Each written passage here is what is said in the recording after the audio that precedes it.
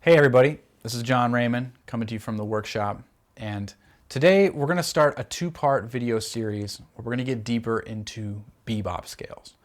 What they are, how to use them, when to use them, and I'm going to give you some practical examples to get you started on using some bebop scale language in your improvising.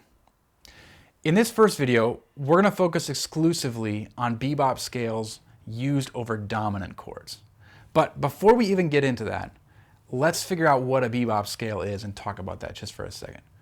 So essentially, a bebop scale is a mixolydian scale with both a flat 7 and a natural 7, right? And in this way, it's an 8-note scale, which means that if we play it and we start on the beat on any chord tone of this bebop scale, going any direction, we will land on the downbeat or on a strong beat with a chord tone because it's an 8-note scale. It's not a 7-note scale. So I'll demonstrate this by just playing an F7 bebop scale. I'm going to start on the downbeat on an F and descend through this scale, and you'll notice that I land on the downbeat on an F at the end of the scale. Check it out.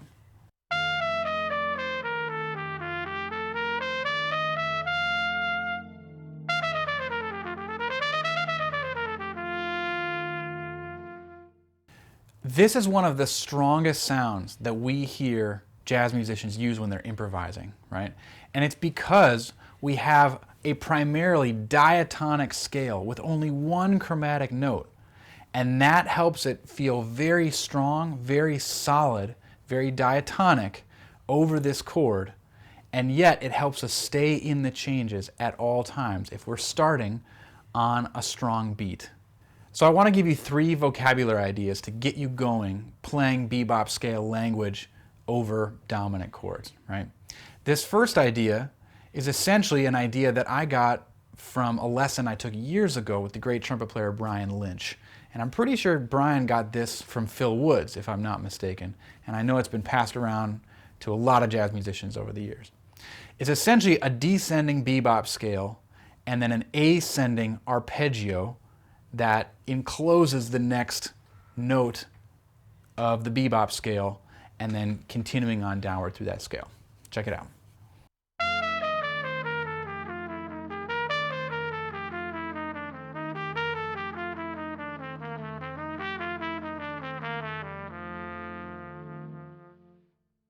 What I love about this exercise is that it feels very idiomatic to me from what I hear all the great jazz musicians doing that I've checked out over the years, right? This idea of a descending scale and an ascending arpeggio. So this can be a great one to kind of get you going playing the bebop scale over dominant chords. Another thing that you can do with this, it's a little bit of a variation, is same kind of idea, but this time I'm going to extend the line by playing chromatically from the 3rd all the way down to the flat 7. Check it out.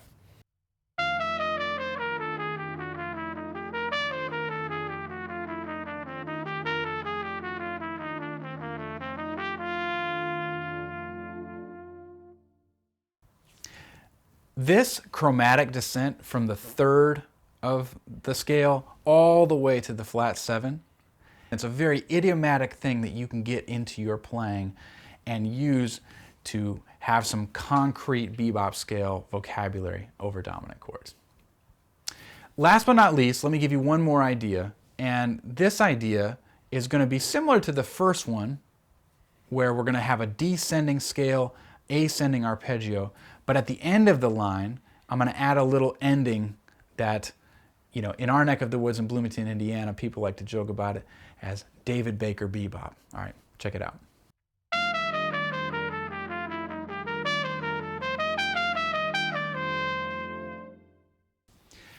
This is one of those classic bebop endings that you see a lot of musicians use as well over dominant chords, right?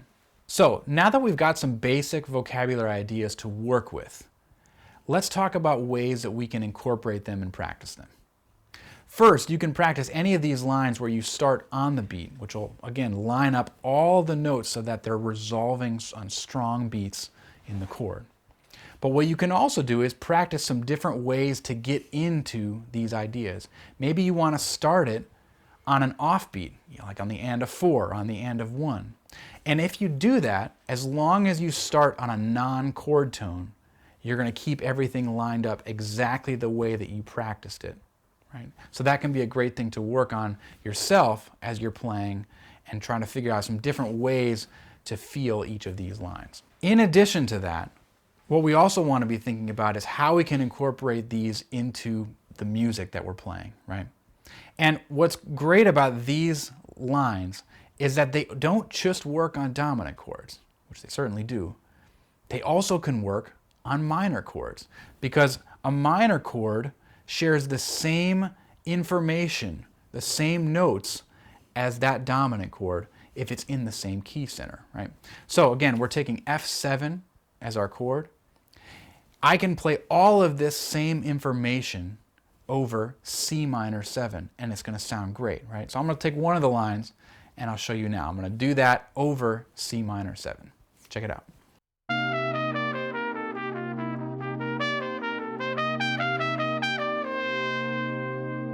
It's pretty cool, right? Not only are these lines applicable over dominant chords, but we can use them in minor chords, and you guessed it, now we can also use them over 2/5s. So anytime that you see a 2-5-1, C minor 7, F7, you don't have to necessarily outline both of the chords. You can play this bebop scale idea, which communicates both of them at the same time in a little more of a linear way, right? So I'm going to do that as well. I'll play that same line I just played, but now over a 2-5-1.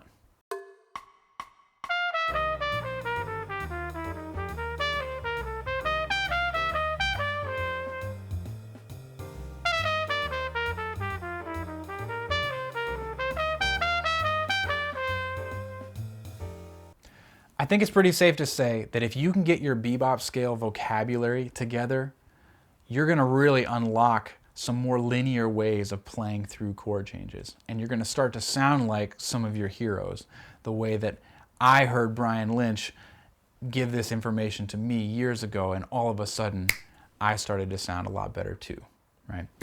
Next video, we're going to check out how to use these bebop scales but over major chords. So stay tuned for that one. Let me know if you guys have any questions or comments about this, and we'll see you next time.